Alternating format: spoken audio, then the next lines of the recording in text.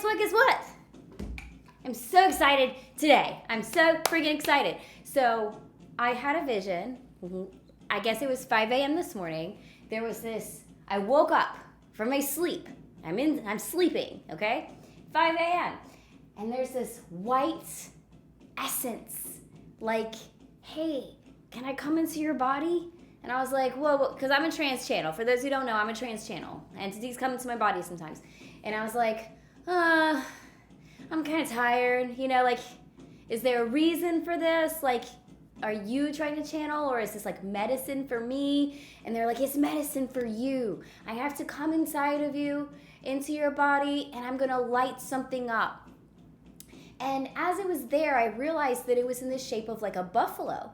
And I was like, okay, cool. You know, so that's fine. And I'm laying there, and I feel this white energy buffalo just come inside of my body and just go like a cloud, just evaporate. And I had an awareness that it was doing something to my cells, but not sure what, besides aligning me with a higher frequency that's capable of teaching something that needed to be taught, or sharing something that needed to be shared, or just connecting with something that needed to be connected with. And so, you know, that was cool and took a total of 2 minutes. And so then I'm just laying there awake, and my alarm's not going to go off for another hour. So I do my gratefulness prayers and my grounding, and then I grab my phone and I'm checking notifications and stuff like that. And I don't watch the news, but when this energy came in, I had an awareness that there was something going on, right? So I open up my app. I have like a weather app, and it has news and different things like that. So I opened that up, and what's the first thing that pops up? A white buffalo calf was born in Yellowstone at the beginning of June. What? So of course, everything just makes sense and aligns. And so I'm like, okay, cool. I know what's going to happen now. I know what I'm going to teach today. I know what topic we're going to discuss. And it's passion. Freaking passion! Passion. I'm sorry I'm yelling so much, especially if you're watching this in the morning. But I'm excited. Passion. So, what's this got to do with the buffalo? Start small. I'm going to tell you a story, okay? The white buffalo is the fulfillment of an ancient Lakota prophecy. Now, I am not Lakota. My great-great-grandmother was Cherokee back in the Alabama regions, but I did not grow up on any sort of reservation. I did not grow up in the culture. I grew up going to powwows a couple of times a year, but that, you know, just makes me white, essentially. So none of the things that I'm saying or teaching on are from an indigenous perspective. Everything I'm teaching on is from a spiritual perspective, because there are ascension stories across every culture and every religion. And we've touched on the ascension story in Christianity. And this white buffalo, it came to me, it connected with me, and now I have to talk about the ascension story from the American Indian point of view, specifically the Lakota or the Sioux. So about 2,000 years ago, give or take, 2,000 years ago, give or take, there is a story of how the American Indians got their 7 sacraments, or their major rites that they celebrate, and how eventually, during a time of great change, a white buffalo would come to signify that time of great change. And even in shamanism, coming back from Andes and the Amazon, and from teachings from Alberto Villoldo and all of the rites we receive in that lineage, he teaches of a luminous body that anchors into the future to bring us through the time of great change. And so whether you know it or not, your light body has been going through an evolution since 2,000 years ago, bringing you through this time of great change and into ascension. So I'm going to read a couple versions of the white buffalo calf woman story, because through different tribes or told through different people or even just different websites, there's different variations of the stories and even different variations of the sacred rites. So I'm just going to read two versions because I feel like these really get the ascension story across. The story goes, there were two warriors out hunting buffalo. They're hunting for food in the sacred Black Hills of South Dakota. And they saw a large form coming towards them. And when they looked, they saw that it was a white buffalo calf. And it came closer to them until it began to evolve and turn into a beautiful young Indian girl. At that time, one of the warriors had bad thoughts in his mind. So the young girl told him to step forward. And when he did, a black cloud came over his body. And when the cloud disappeared, the warrior who had had bad thoughts was left with no flesh or blood on his bones. The other warrior kneeled and began to pray. And when he prayed, the white buffalo calf, who was now an Indian girl, told him to go back to his people and warn them that in 4 days she was going to bring them a sacred bundle. Again, this number 4 in numerology. So the warrior did as he was told. He went back to his people and he gathered all of the elders and all of the leaders and all of the people of the tribe, and he brought them into a circle and told them what she had instructed him to do. And just as she said, on the 4th day, she came. They say that a cloud came down from the sky, and off of the cloud stepped the white buffalo calf. As it rolled onto the earth, the calf stood up and became the beautiful young woman who was carrying the sacred bundle in her hand. As she entered into the circle of the nation, she sang a sacred song and took the sacred bundle to the people who were there to take care of her. She spent 4 days among those people and taught them about the sacred bundle that she had brought and the meaning of it. She taught them 7 sacred ceremonies, again, that sacred perfect number 7. One of them, according to this story, one of them was the sweat lodge or the purification ceremony. One of them was the child naming ceremony. The third was a healing ceremony.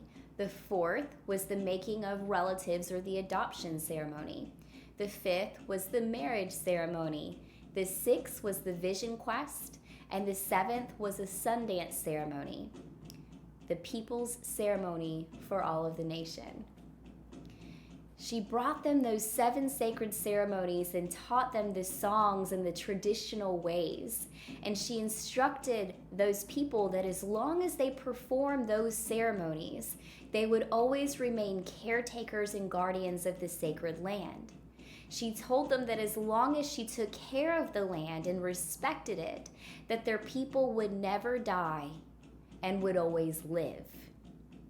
You seeing some correlations here between the Christian story of ascension that we've covered before and this story of ascension?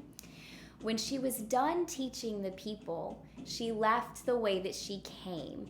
She went out of the circle as she was leaving, she turned and told the people that she would return one day for the sacred bundle.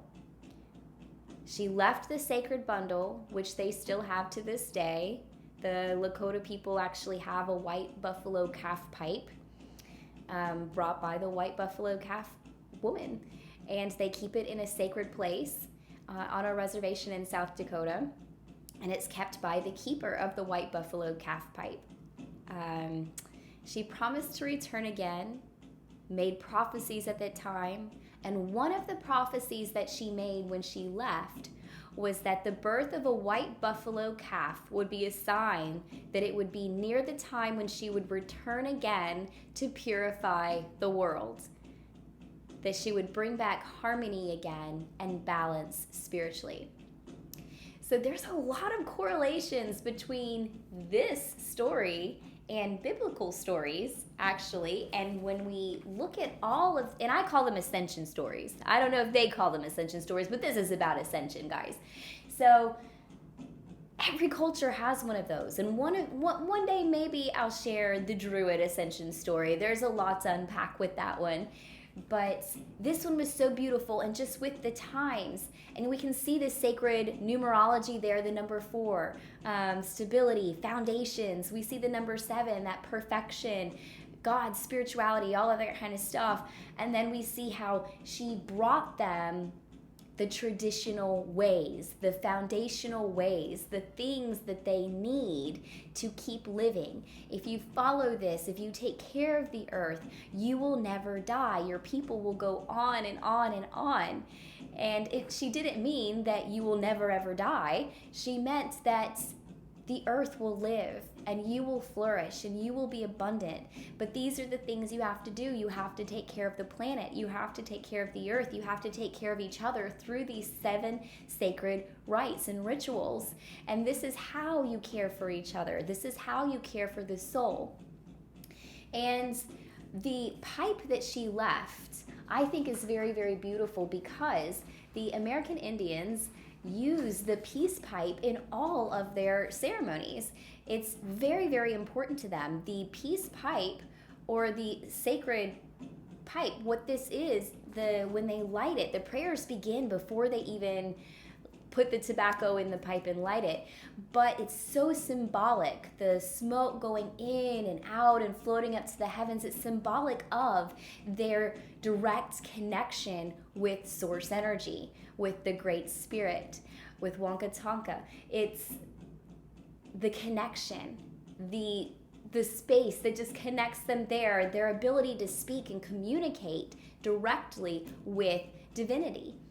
And this was brought by the white buffalo calf woman. A sacred bundle, in case you're wondering, it's like a medicine bundle. It's just a cloth or a bundle of some sort that holds all of the sacred objects. It's a collection of sacred items when designated by that particular carrier.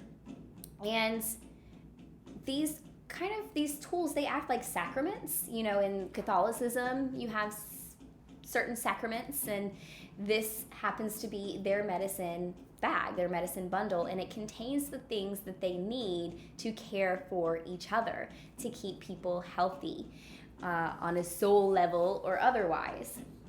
So communication is standing out a little bit here, because something that was said in that story and the sacred pipe was what was brought in this medicine bundle, that connection, that ability to communicate and speak with divinity.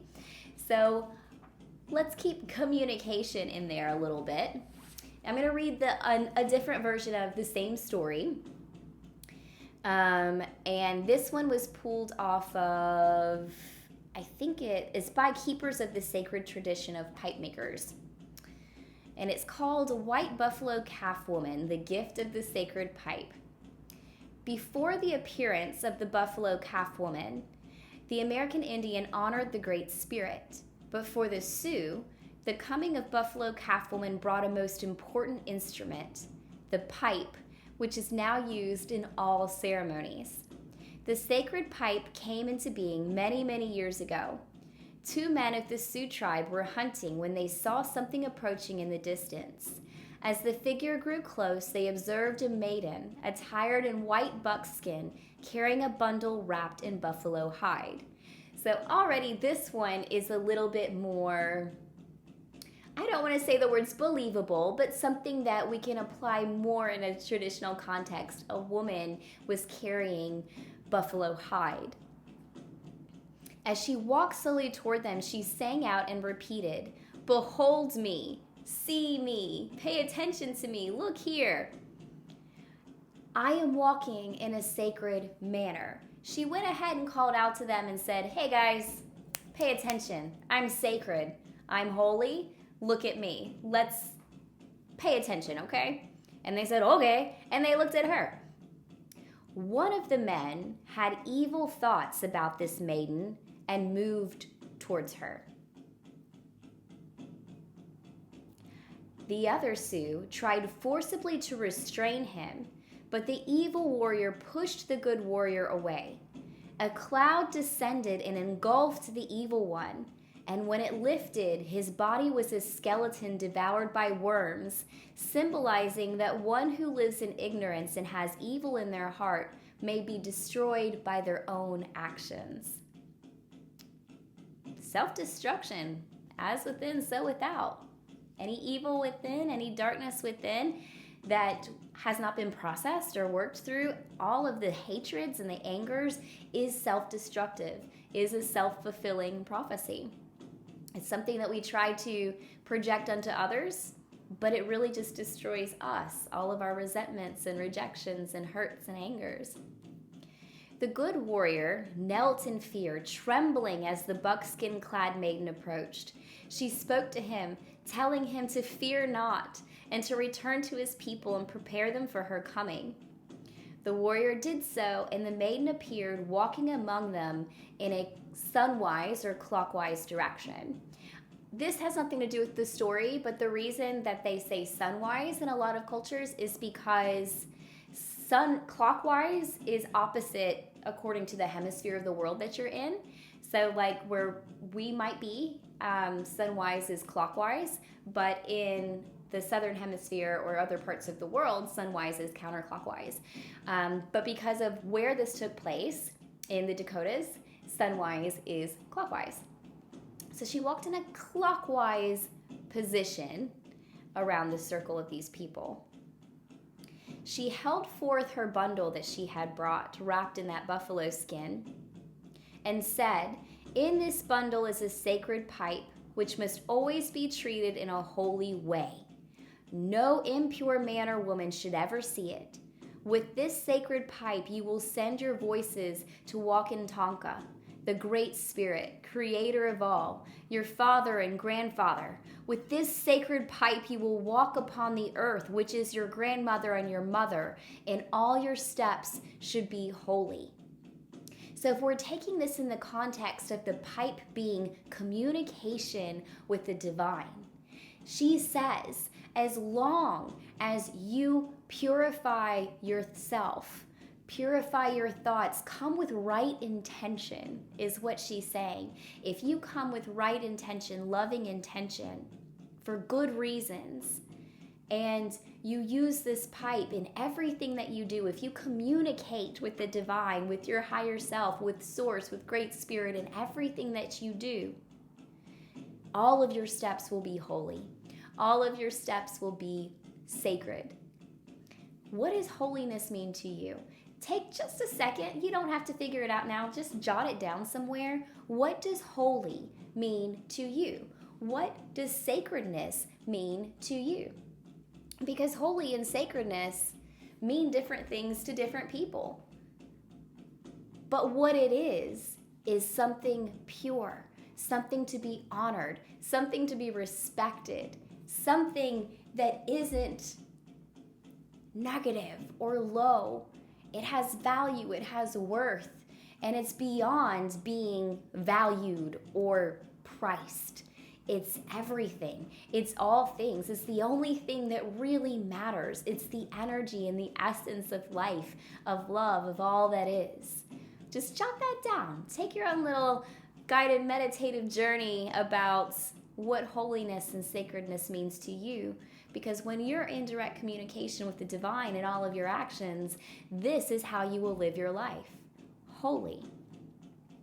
The bowl of the pipe is red stone, which represents the earth. A buffalo calf is carved in the stone facing the center and symbolizes the four-legged creatures who live as brothers among you. The stem is wood and represents all growing things. 12 feathers hang from where the stem fits the bowl from the spotted eagle, and these represent all of the winged brothers who live among you. All these things are joined to you who will smoke the pipe and send voices to walk in Tonka. When you use this pipe to pray, you will pray for and with everything. The sacred pipe binds you to all of your relatives, your grandfather and father, your grandmother and mother. The red stone represents the Mother Earth on which you will live. The earth is red, and the two-leggeds who live upon it are also red. Walkin' Tonka has given you a red road, a good and straight road to travel. And you must remember that all people who stand on this earth are sacred. These are 7 circles on the stone, which represent the 7 rites in which you will use the pipe. And we'll get into that in a little bit, although we already touched on some of them. But what she's saying here is when you are in direct communication with divinity and the divine and with God, with Great Spirit, with the source energy, you are with and in connection to all of the animals, all of the plants, and all of the people and ancestors. Unity, you're all one. And this connection is what makes all of your steps holy.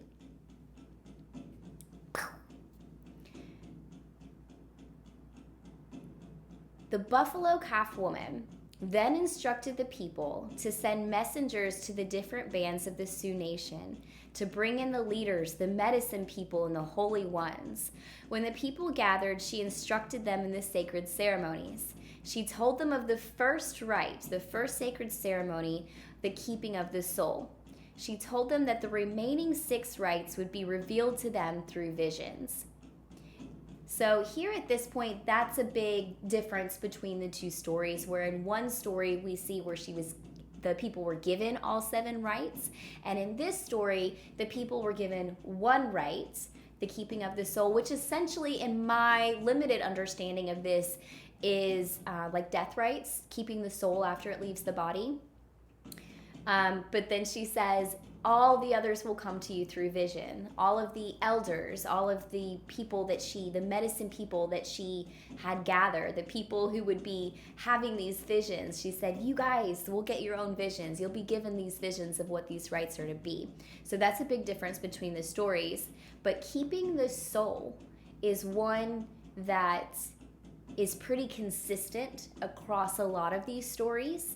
And it's the only one brought up in this story, which goes to say that it's probably the most important rite, keeping the soul. The soul is important to keep. So just keep that tucked in the back of your mind. Okay, where was I? And then she says, as she prepared to leave, because she had to leave them, she wasn't from there, she had to go. She said, remember how this sacred pipe is, and treat it in a sacred manner, for it will be with you always. Remember also that in me are 4 ages, and I'll leave you now, but I'll look upon you in every age and will return in the end. Now, this is slightly different than some of the other culture stories where in Christianity there's more of a trinity. In Druidry, paganism, Wiccan, all of those, there's 3 of everything. There's 3 moon phases, there's 3. And in this one there was 4.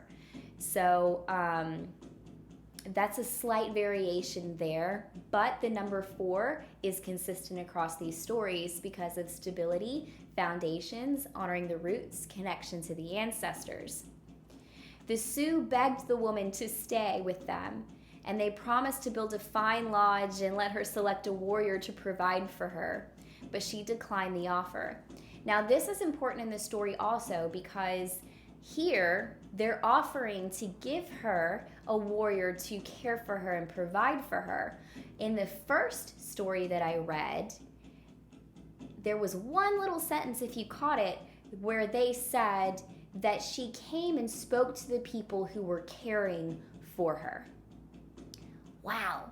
So, if we want to speak to divinity, if we want guides to give us messages, if we want to be given rites and initiations on a spiritual level, we have to care for spirits. How the heck do we do that? Care.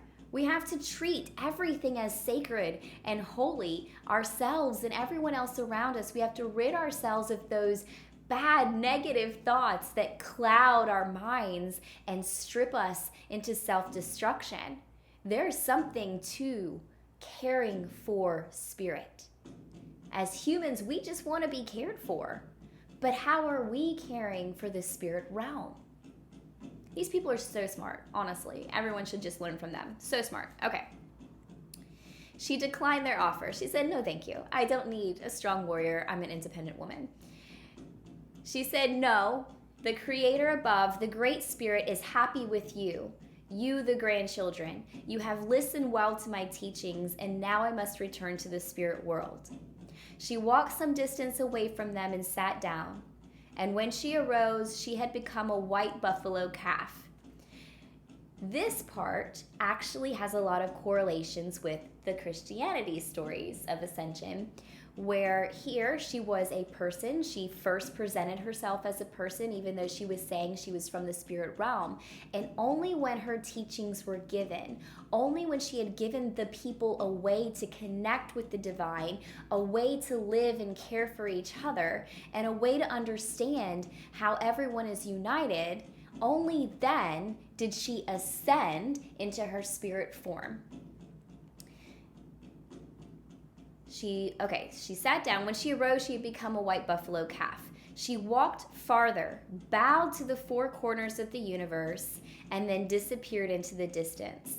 Her sacred bundle was left with the people. To this day, a Sioux family, the keepers of the sacred bundle, still guards the bundle and its contents on one of the Sioux reservations. Today, other ceremonies have supplanted some of the original 7 ceremonies taught by the Buffalo Calf Woman. The Sun Dance, the Sweat Lodge, and Vision Quest are still major ceremonies that are widely practiced. The pipe ceremony itself is now used to open gatherings, meetings, and sweat lodges. The pipe ceremony is used in naming ceremonies, in which one is given an Earth or Indian name. It's also used in American Indian marriage ceremonies. In times of religious persecution, the visible ceremonies had to go underground. Sweat lodges, which were common around most lodges and teepees in the early reservation days, started to disappear when Christian missionaries began to entrench their power with governmental authorities. The pipe was much easier to hide. Sioux spirituality thus came to depend for its secret expression upon the pipe. Now that Native Americans have won back their religious freedom, the pipe ceremony remains established. The Buffalo Calf Woman told the Sioux where to find the sacred red stone to make the peace pipe. In the pipestone quarries in the southwestern Minnesota near the town of Pipestone, the Sioux and all other Indian nations dug for their redstone in peace. They also traveled to and from the quarries in peace. No warfare was allowed. Peace councils were often held in this place. And I want to include this last paragraph just because it's so beautiful, and I didn't write this article. I've already referenced the site I pulled it from, and they felt it was important to include, so I want to include it also. Mother Earth is now in grave danger. Why not turn to ceremony, at least to get the feeling, the message that Mother Earth must live? She is speaking to us quite strongly already. Let her speak also in ceremony. We can gain a special resolve by communicating within the ceremonies, by listening to nature through nature-based ceremonies. We can be like the Sioux. Deforestation, the thinning ozone layer, global warming, overpopulation, and the pollution of our streams, rivers, and oceans present great odds. But we can adapt, we can live, and our planet can survive. This, to them, the birth of this white buffalo in Yellowstone, is a fulfilled prophecy of one of their oldest stories, where now they're saying this is the great change, and this is the time when balance and peace is going to be brought back to us, and where we're reminded that we have to care for the planet, we have to care for each other, we have to connect to divinity, we have to do these things so the black cloud doesn't come and tear our skin away. And all that's metaphorical, of course. But this is a reminder that ascension is happening collectively. And so we as people are also evolving and changing and growing. This is something we have to look at. We have to look at these things. And even if you and your personal belief systems and ancestry, even if you guys don't do those particular 7 rites, those particular ceremonies, you're doing your own ceremonies every day, whether you know it or not. When you have children, you name them. You go through the process of naming them. You get married. You have coming of age celebrations such as quinceañeras and sweet 16s. All of these are rites of passage and ceremonies that are meant to be celebrated ceremoniously for the purpose of connecting to the divine, going through different stages and ages of life and communication, unity of the people. These are so super important to go through. So anytime we talk about ceremony, just know that this is actually very important through ancestry. Now, connecting that with what we were talking about with passion. What is passion? There's a few different definitions, okay? So the first definition is a strong emotion, barely being capable of containing your emotion. The second definition is intense sexual love. The third definition is intense desire. The fourth is arousing enthusiasm. And you can see that through most of these definitions, there is reference to the sacral chakra, to sexual desire or intense emotion. All of this is your sacral space, where that's your passion center, where you create from, where things are birthed and born. And so it might not be like, what are you passionate about? I might not be asking like, what do you want to have sex with? But there is an intense pull, an intense desire, an intense drive, an intense emotion to do or make or create or for a certain thing or principle. The last definition is the suffering and death of Jesus. Everything that Jesus went through in that particular story, the crucifixion, that's called the Passion, or the Passion of the Christ. It's referred to as the Passion. So bringing that into the context of our teachings and holding true to what we've been teaching all along, Jesus now represents an archetypal frequency of pure love, the heart space. And if we're taking this quite literally, passion, or the passion of love, is suffering. What? And literally, the word passion in Latin comes from pati, meaning suffer. Oh my God. Okay. I'm just done with all of this. Let's just throw everything. Throw it. Passion means to suffer what?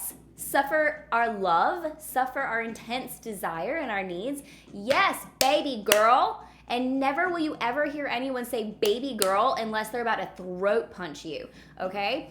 Listen, there has never been anything created worth creating without sleepless nights, without drive, without trying over and over and over and over again. Passion comes from that intense need, desire, and draw.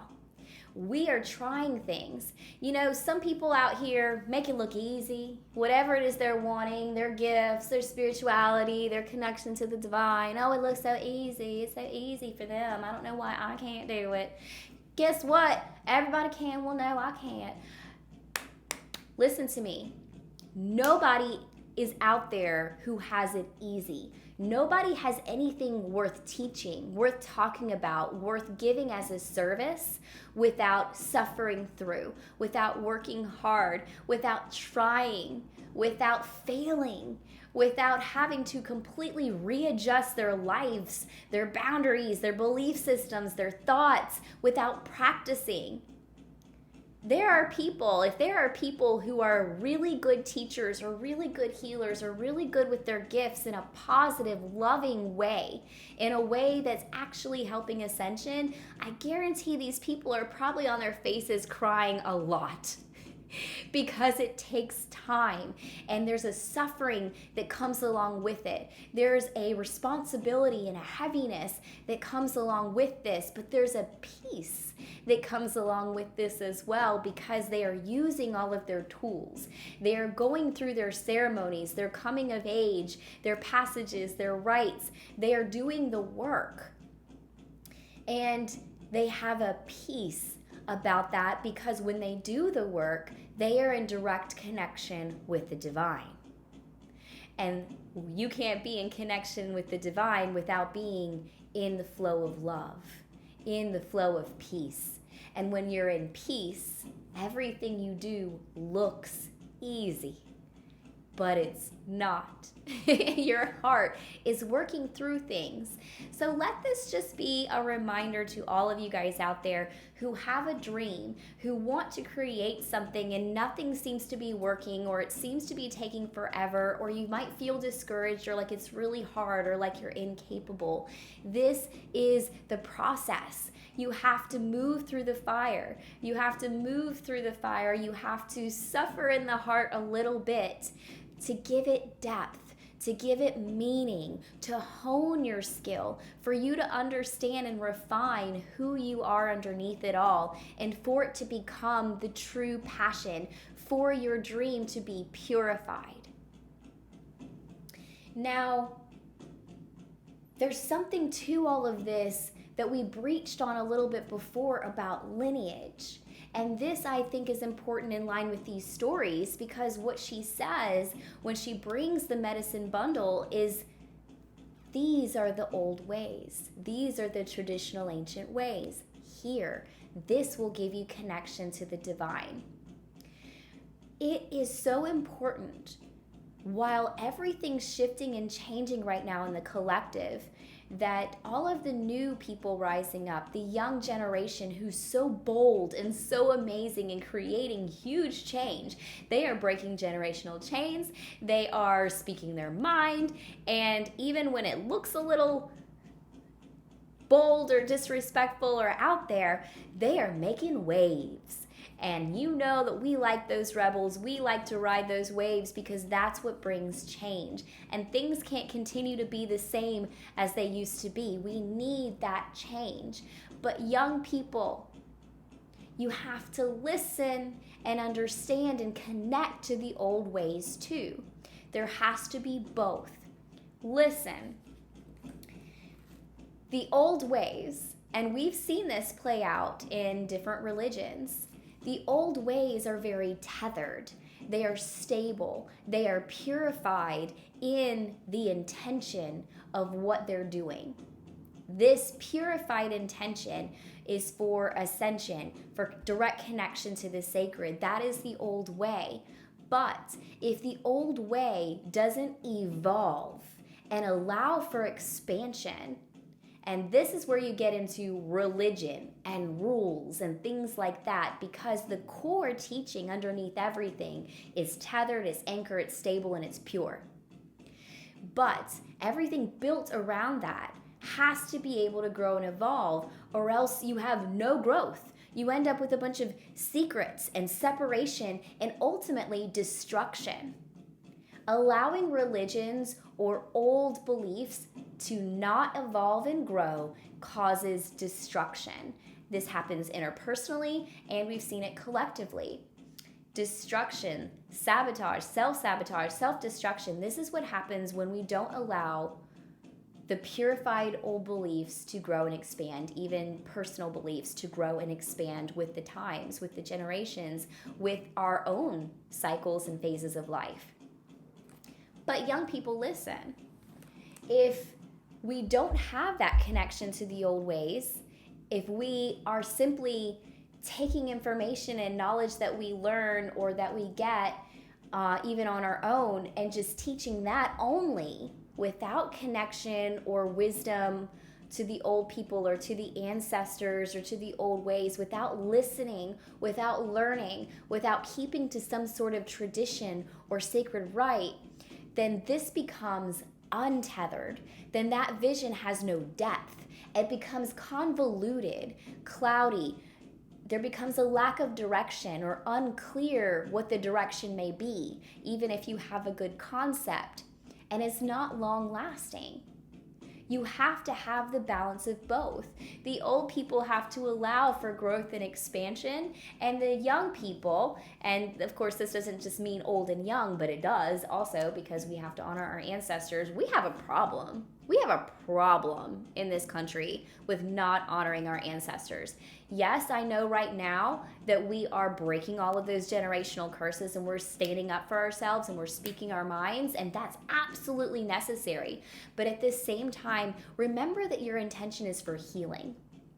And if your intention is for healing, that means that your ancestors also have a lot going on that they've been through, that they know, that's pure and that can be taken, tethered to, and grown, expanded upon, so that you are bringing the old into the future. So there's that unity, that connection that has to be there. We have to have ceremony and connection.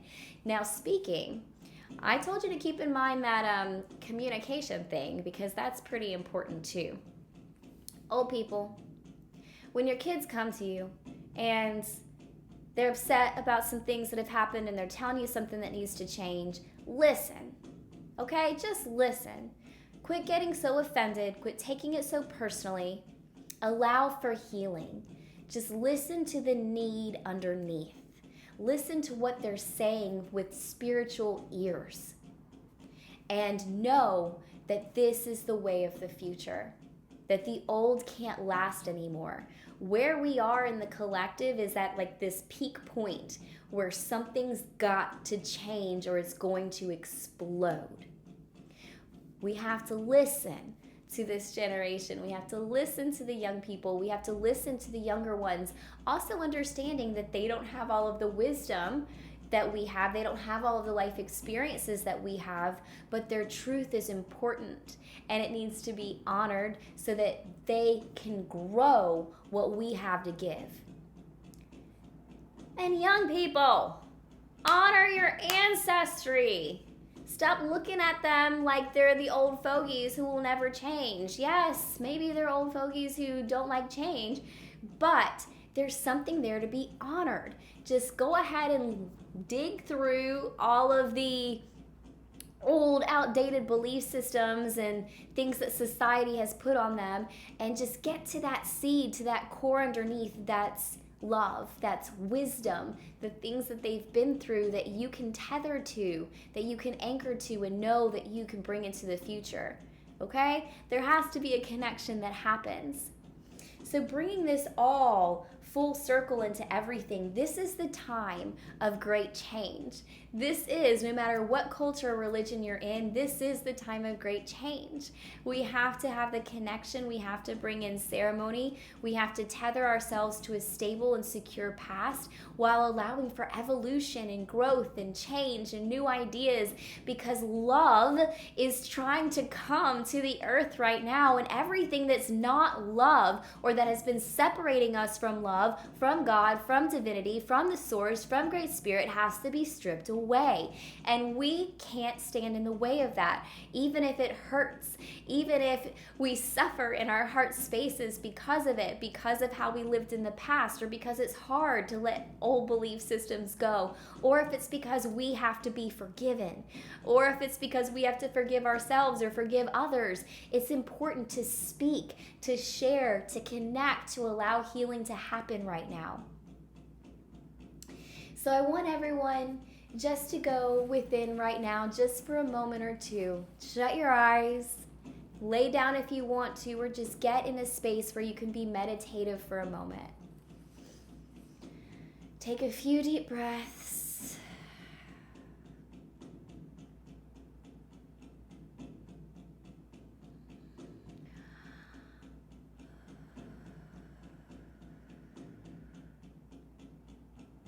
And I want you to allow dove energy to come to you right now. Just feel this gentle white source of energy coming into you, into your body, gently moving through your chakra system and through your spine. Feel it settling into your sacral space right at the belly button, purifying all of your passions, all of your desires, everything that you long for on the inside.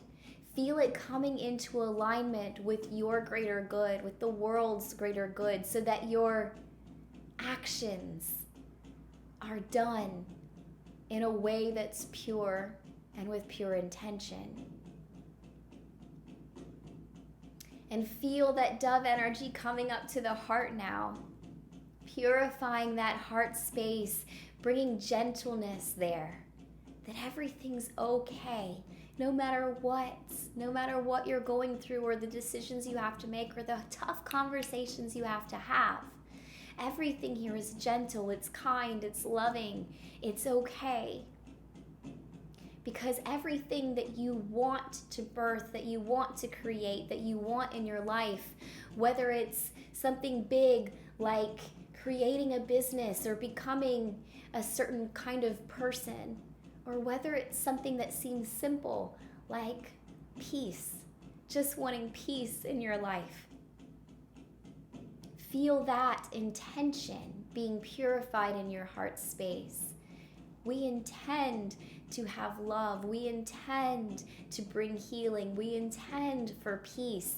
The things that we are passionately wanting, we don't intend for them for our own gain or for self-power. We intend for them because they're the right things for us and for the world, because they're loving and kind and they bring unity.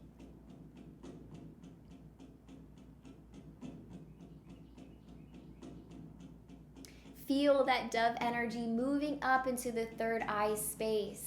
And up in the third eye space, feel it purifying the mind, clearing those clouds.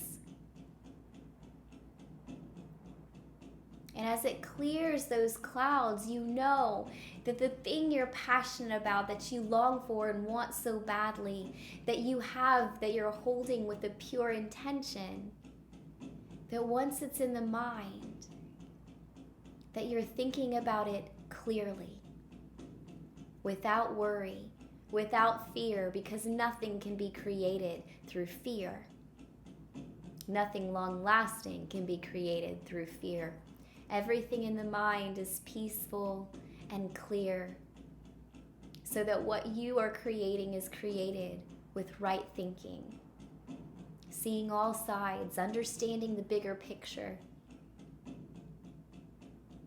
And then see the seeds of what you're wanting to create moving into the heavens. Because everything that came from the sacral, from your passion, is inside, just wanting to be birthed. And as it moved through the heart space, becoming purified, it was being transformed in a way that heaven could receive that prayer. And as it passed through the third eye, heaven has now received your prayer. Feel your prayer, your intention, what you want to create being held in the heavens. And then feel the heavens returning that to your third eye space so that you can visualize it here on earth, being built, being done. Visualize that that thing is done. It's built. You're it. It's here. Because what heaven sends back through us can be built in the physical realm once it passes back through the heart. Visualize it being done. Feel it passing through the heart, being transformed again, so that it is capable of being built in the physical. And feel it dropping into your sacral again with vitality, with passion, with energy to accomplish it, to do it, to get it done. Knowing that you're capable, knowing that it's possible.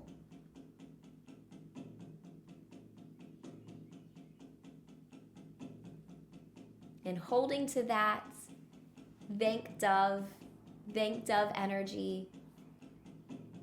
Because when Dove comes to us, Dove brings us the medicine of expression. Go ahead and visualize yourself shape-shifting into Dove for just a moment, flying with Dove's wings, seeing through Dove's eyes, cooing with Dove's gentle throat. Dove medicine runs through your veins, pumping in your tiny dove heart. And it's teaching you about expression. Dove teaches us to express love in significant and small ways. Dove teaches us how to connect with the divine, how to keep the soul, how to reach those on the other side.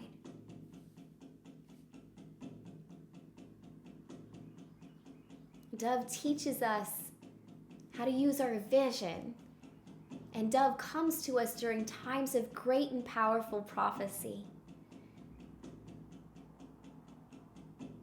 As you connect with Dove, you might even be able to visualize glimpses of the future.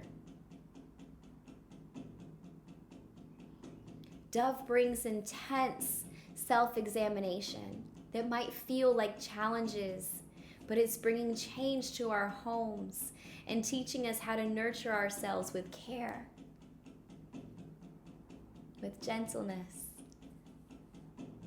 Dove brings serenity, calmness, peace, and that balance between the earth and the heavens, that balance between the ancestry and the old ways and evolution and change and what we're creating authentically. This is a spirituality that's grounded and down to earth. It brings gentleness, passion, and strength.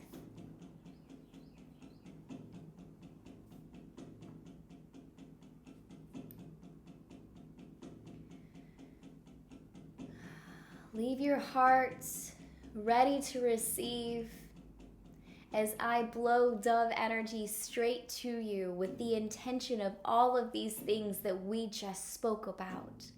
As the energy passes through the pie stone that I'm blowing through, it brings heaven to earth. It brings that world straight into you and your world and will bring about these passionate changes. What you're hoping for, what you're praying for, know your intention. Know that everything is purified and is loving.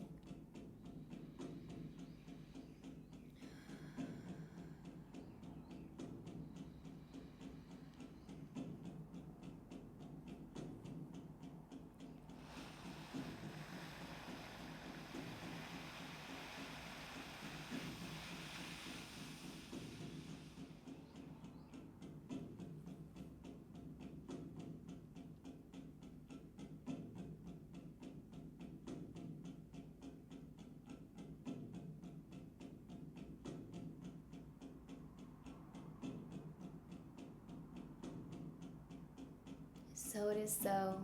It's already been done. Thanks for joining me today. I'm Mary. I'm a healer, I'm a teacher, and I'm the founder here at Earth and Star Spiritual Wellness Center. Stay in this place that you're in, this meditation, this energy, as long as you want to and feel guided to. We'll talk next time.